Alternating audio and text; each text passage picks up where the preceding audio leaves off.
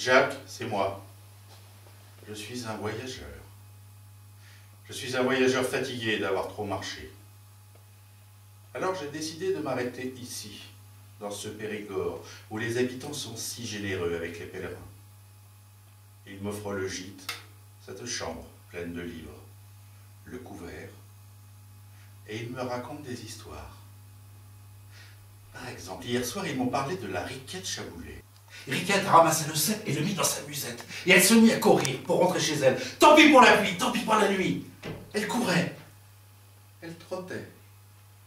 Elle marchait. Sa musette lui pesait de plus en plus. Qu'il est lourd, ce cep de merisier. Enfin arrivée chez elle, elle vida la musette devant sa mère. Et quelle ne fut pas sa surprise de trouver non pas un, mais 10 ceps semblables au premier. Ce soir-là, les deux femmes firent le meilleur repas de leur vie. Die Lune, die Meurs, die Merer. Au bout d'un certain temps, Cahors commençait à être fatigué de tourner en rond, et il en avait assez de répéter sans arrêt les mêmes paroles. Pour gagner un peu de temps et reprendre son souffle, il dit « Faites des excuses, mes gentilshommes, mais on pourrait chanter la suite de la chanson. » Les Corrigans s'arrêtèrent net. « La suite ?» demandèrent-ils. « Ben oui, la suite. Je la connais, moi, la suite. Il y a quelque chose après lundi, mardi, mercredi. »« Vrai? Tu connais la suite? Vas-y, dis-la nous, dis-la nous. » Mais bien volontiers. Et le tailleur, après avoir repris son souffle, de chanter « Diriaou à Digvener » et jeudi et vendredi. Les Corrigans poussèrent des acclamations enthousiastes. « Magnifique! Voilà qui nous fait une chanson magnifique!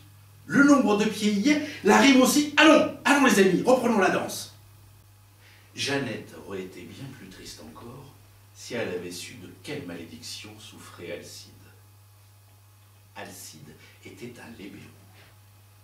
Les lébérous sont des sortes de garous, moins féroces que les loups-garous. Ceux qui sont atteints de cette malédiction se transforment en lièvres ou en moutons dès la nuit tombée.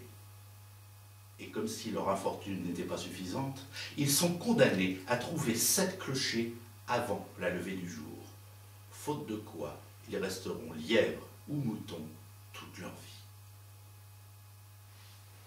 Seul l'amour d'une jeune fille au cœur pur peut rompre la malédiction.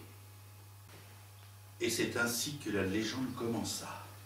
On dit de lui qu'il était cruel, carnassier, sanguinaire. On le surnomma le couleuvre parce que son corps long et vert ressemblait à celui d'une couleuvre géante. On raconta qu'il était sorti des enfers pour dévorer les êtres humains. On dit tellement de choses. Mais la vérité, c'est que le couleuvre passait le plus clair de son temps à dormir au fond de la rivière, à manger les poissons ou quelques bestioles venues boire au bord de la Dordogne.